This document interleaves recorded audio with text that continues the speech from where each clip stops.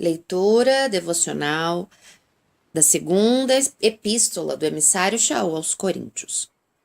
Bom, antes de começar, né, esta carta, vou dar uma breve explicação em relação ao nome do Mashiach que nós usamos,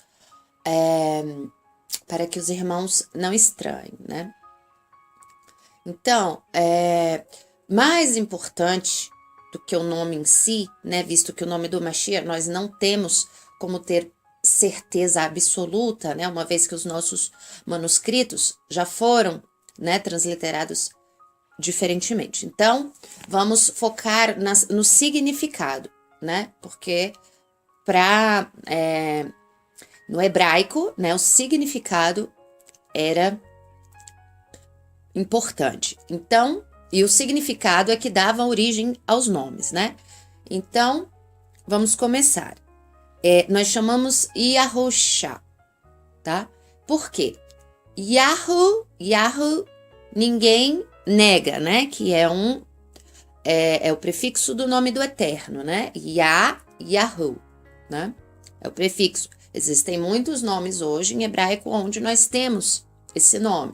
Logo, todos concordam, não é mesmo? Yahu. O som do H não é mudo, tá?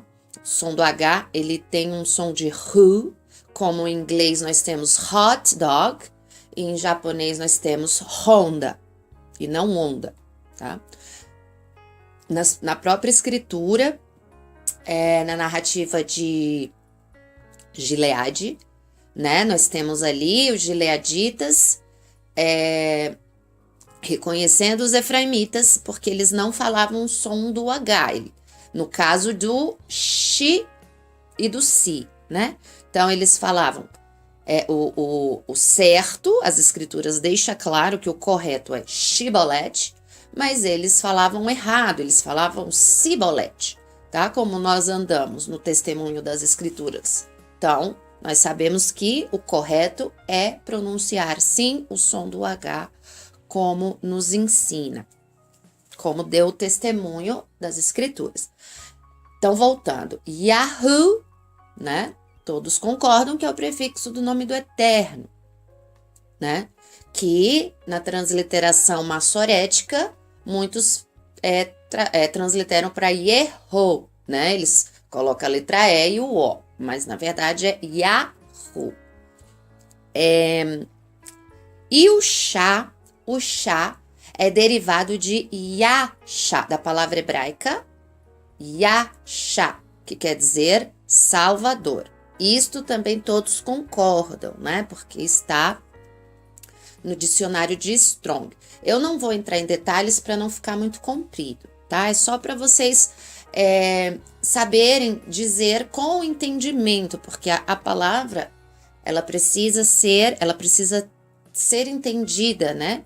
O significado do que nós estamos dizendo, para não trazer insegurança em relação ao nome, mas saber que está falando um nome que tem significado, certo? É como quando nós falamos Salvador em português, né? Por quê? Porque esse é o significado. E ele se chamará Salvador, porque salvará o seu povo dos seus pecados, né? Tem entendimento, faz sentido. Isso em português. Então, em hebraico, Yasha, né? O Shá vem da raiz de Salvador.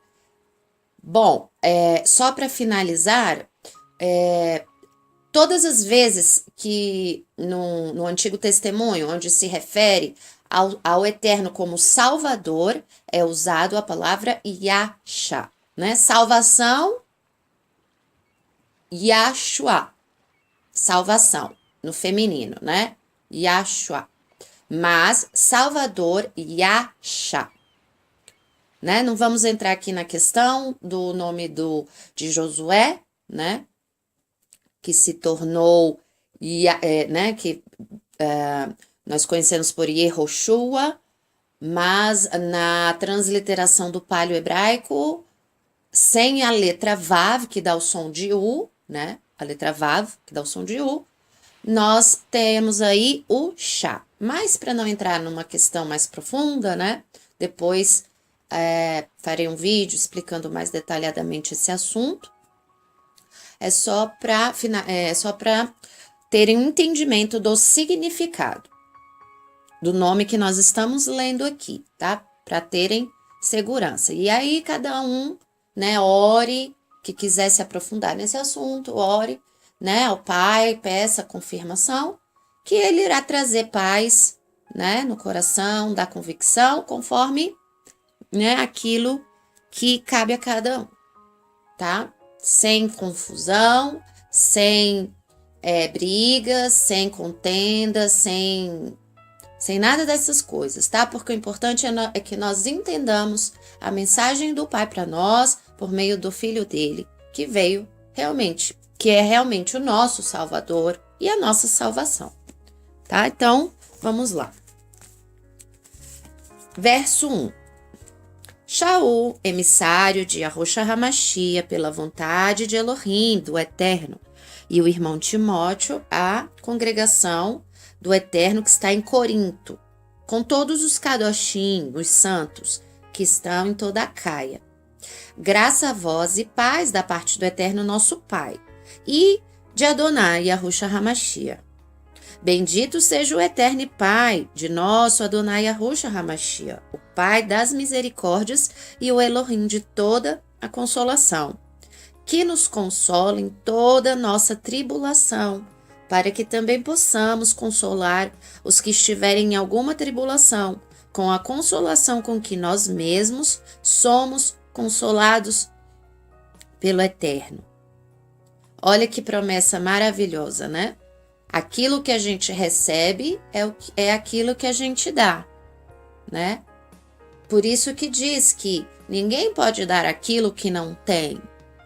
Então, se algum dos irmãos está tendo problemas, né, com familiares que não sabem dar amor, é porque eles, de alguma forma, eles não estão recebendo amor, porque ninguém pode dar o que não tem. Então, cabe àqueles que estão recebendo amor, que dê amor e ensine, né, o que é amor para quem não sabe. 5. Porque com as aflições do Machia, como as aflições do Machia são abundantes em nós, assim também é abundante a nossa consolação por meio do Machia.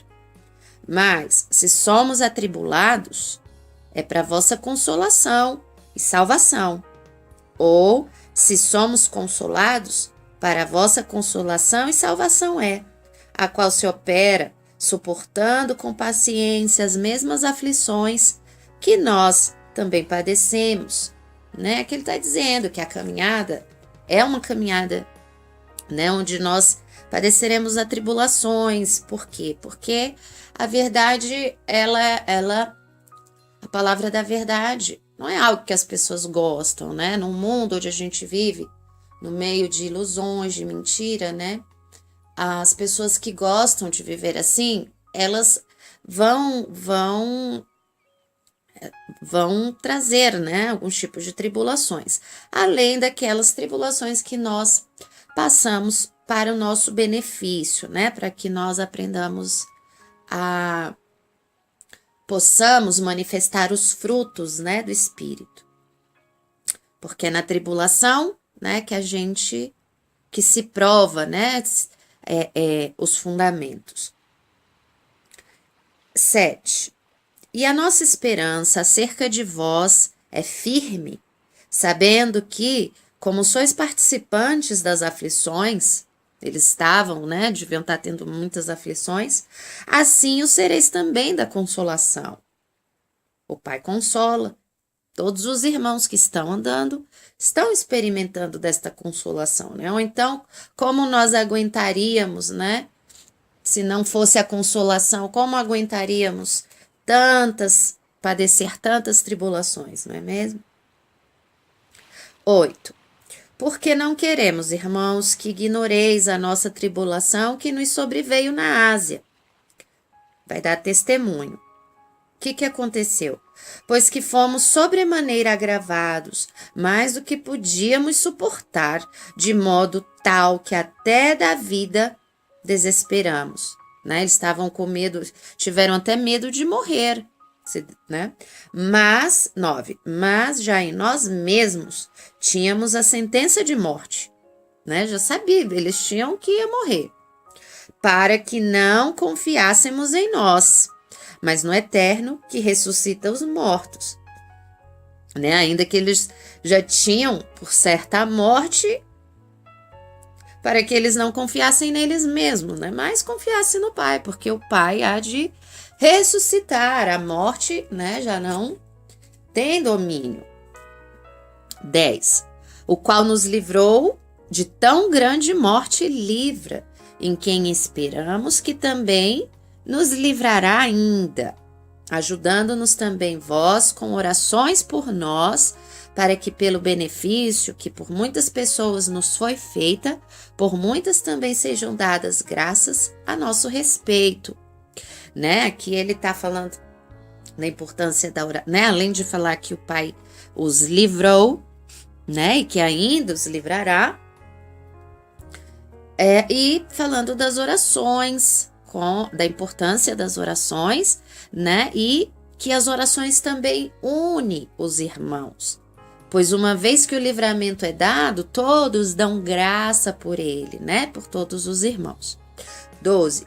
Porque a nossa glória é esta, o testemunho da nossa consciência de que com simplicidade e sinceridade no Eterno, não com sabedoria carnal, né? Mas com simplicidade e sinceridade no Eterno. Não com sabedoria carnal, mas na graça do Eterno temos vivido no mundo e de modo particular convosco, né? Junto com os irmãos, tem vivido no mundo de modo particular com os irmãos, né? Porque com os irmãos, a nossa vida no mundo, ela é uma vida particular, diferente, kadosh. 13. Porque nenhumas outras coisas vos escrevemos, senão as que já sabeis, ou também reconheceis, e espero que também, até o fim, as reconhecereis, né? Aqui, mais uma vez, em relação ao ensino, aprendizado, né? Ele dá a entender aqui, né, que já tinha ensinado já muitas coisas aos coríntios, né? E que eles mesmos iriam aprender mais. 14. Como também já em parte reconhecestes em nós, que somos a vossa glória, como também vós sereis a nossa no dia do Mashiach Yahushua. Aqui, na questão dos frutos, né? Porque uma vez que nós ministramos, né, as outras pessoas e assim vai, né? E todos vamos crescendo, ensinando, né, uns aos outros, nós nos gloriamos diante do Pai pelo progresso, né? Pelos frutos que os irmãos dão, né? Nós nos gloriamos e nos gloriaremos muito mais quando pudermos ver, né, realmente quando o Pai manifestar, né, os frutos de cada um publicamente. Então, será uma alegria gloriosa.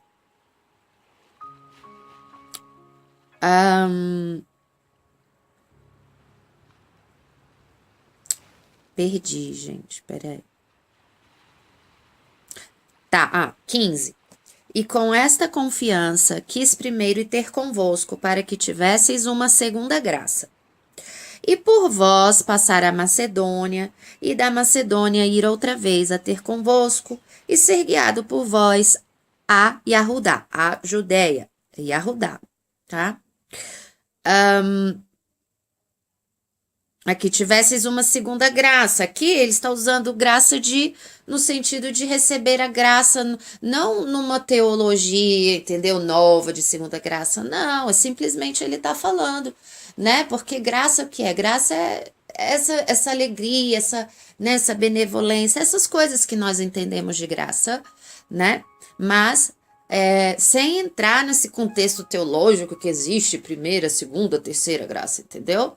Mas como uma coisa boa, Shaul ir lá, poder né, manifestar graça, porque ele como sendo um emissário, né, importante do Mashiach, tem uma graça isso.